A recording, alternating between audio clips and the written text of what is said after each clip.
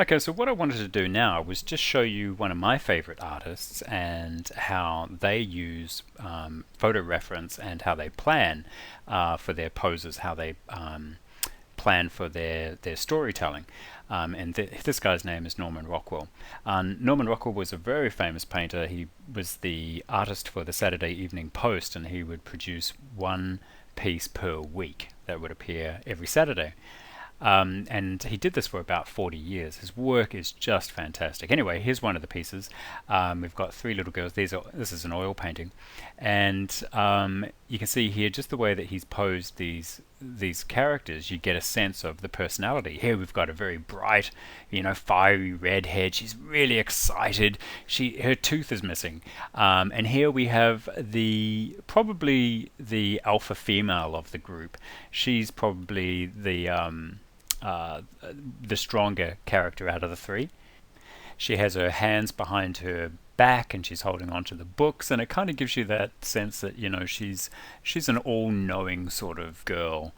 She's probably the character or the girl in the playground that decides what games they're going to play and what's going to happen on a daily basis at school.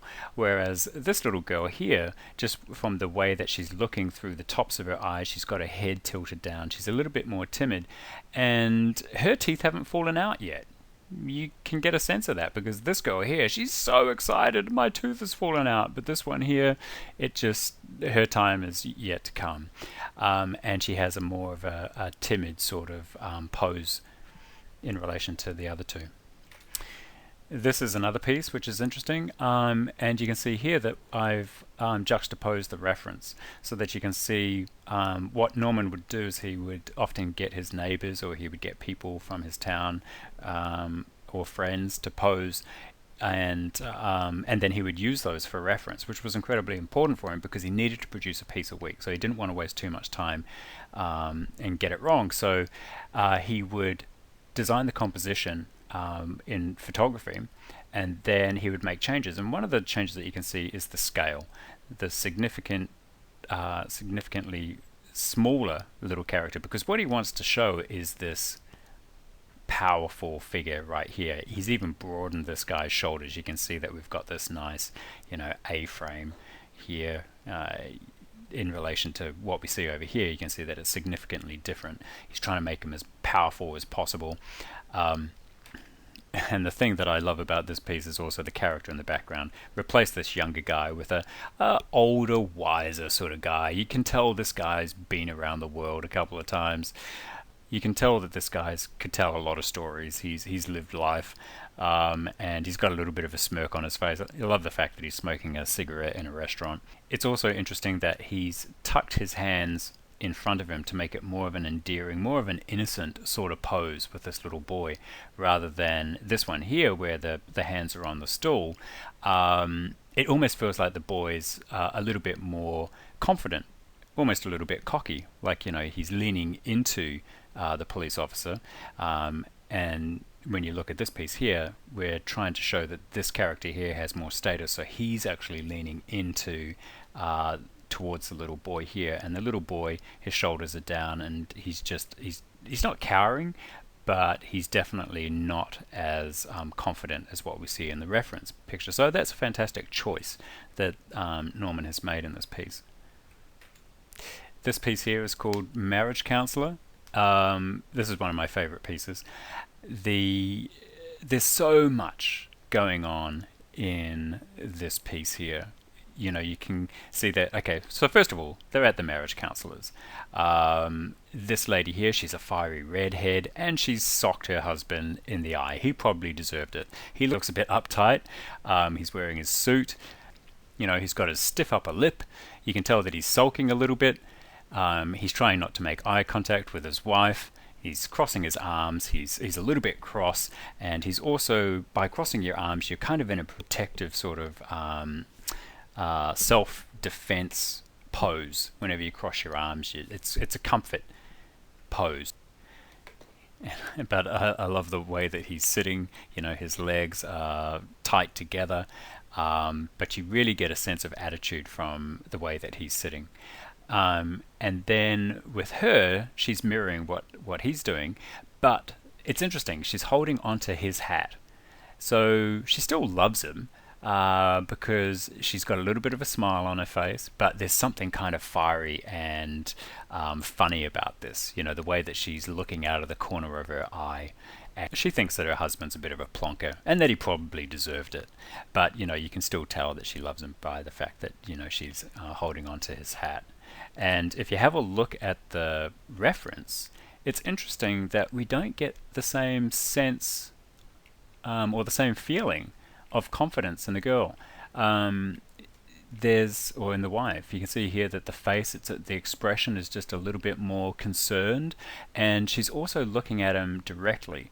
Whereas with this one here, the fact that she's looking out of the corner of her eye and with that little smirk on her face, it's a lot more powerful.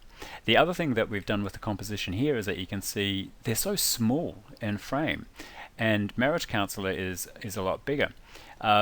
So what he's done is he's scaled them right up, and he's made it so that you read Marriage Counselor and then their heads are very close to Marriage Counselor. So as far as the composition goes, it's just a lot easier to see their eyes and then go straight to Marriage Counselor, because this is an important part of it.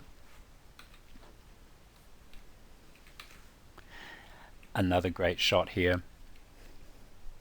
There's something cartoony about this piece here. You can see that this guy has a very strong caricature of a face, and also see how long his arms are.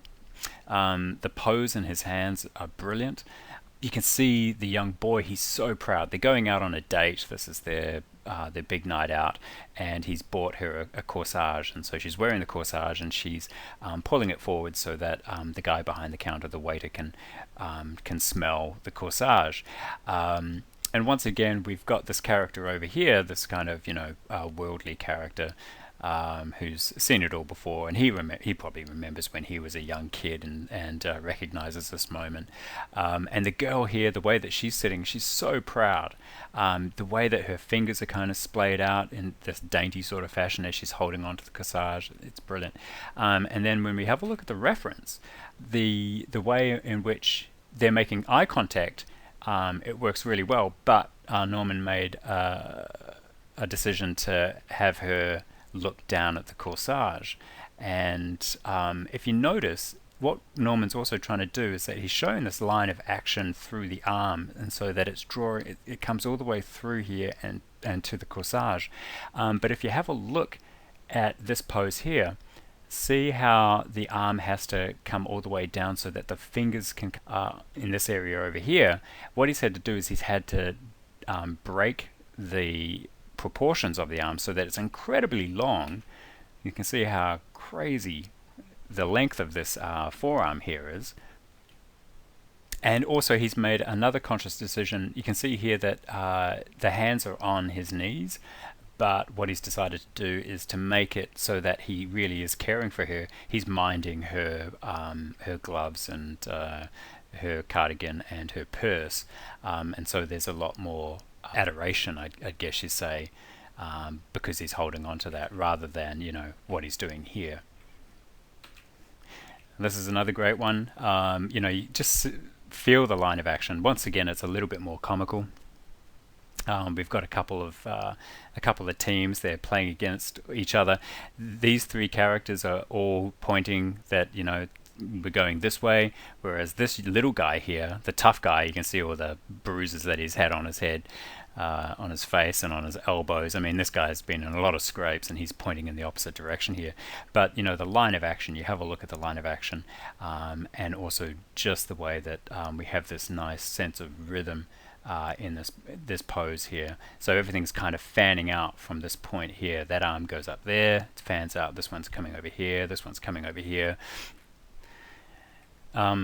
This is another great one. As far as the composition goes, what we're doing is we've got this nice flow that's coming through here. So if you look at this girl's head, or through the dog's head even, it comes up through here, and through here, so that there's the viewer's eye is just kind of led in this direction here. Have a look at this poor guy over here. I love his pose, the way that he's kind of looking out the side of his eyes. He wishes that he was this guy. the amount of attention that this guy is getting is just killing him, and he's just sitting over there sulking and drinking his milkshake. But from the photo reference, this is what Norman wanted to see. He wanted to see what the hair, if the hair was up at attention, would that show that, she's more attentive of the young boy. So, had someone just hold the hair up a little bit and then took the photo, and then took all of these images separately and then composed them together to figure out the composition. As far as the narrative goes for this one, these two girls are competing over the same boy. They're probably both written to GIs fighting in the Second World War, and they live right next to each other. The mail has arrived. We can tell that because these little mailbox flags are up, which means that there's mail. They've dropped their weapons. They were both out in the garden. This girl here, she's probably a little bit more upper class than this one here, just from what she's wearing. And also, she's encroaching the way that she's, you can tell that her status is a little bit higher than this one here. The redhead, she doesn't want to give it all, even though she's kind of curved her back, which is really nice. Fantastic pose. She's still craning her head forward, and she's going nose to nose with this character. But you can see that she's looking down her nose at her, she thinks of herself as higher status than this girl here. But once again, the way that this is posed is beautiful. So we've got this nice action line which comes through the back here, and even the way that this is kind of inverted, you can see how it feels like the legs are almost broken because the action line is going the other way. But it really does work. Yeah, two brilliant poses. And lastly, this one here, the newlyweds, they both are at the dinner table. You can tell that they've just been married, and the thinking behind this is that they're in a very small place. They've got this little kitten, and now they're debating over who they should vote for, and they just realize that they come from opposite sides of politics. But when you look at the reference picture, it's interesting to see how he's changed the line of action so that he's really leaning into her. It's a lot more force. He's leaning towards her, whereas this one here, the line of action comes up like this. This one, he's brought it so that it's coming over and it's closer to her. Also, the choices that he's made, she feels a little bit more timid in the photo reference, whereas in this one here, her head is straight, but it's tilted down, whereas in the photo reference, it's kind of cocked to one side. So it doesn't feel as strong. So he's made the conscious choice to get the attitude working in the way that the head is tilted, which is brilliant. So that's what I want you to think about when you're having a look at your artist's work, is to see how the pose has informed us of who the characters are, what they're doing, talk about the tilts, the line of action, the silhouettes, and how that helps with the narrative or the story that they're trying to depict. Okay, thanks guys.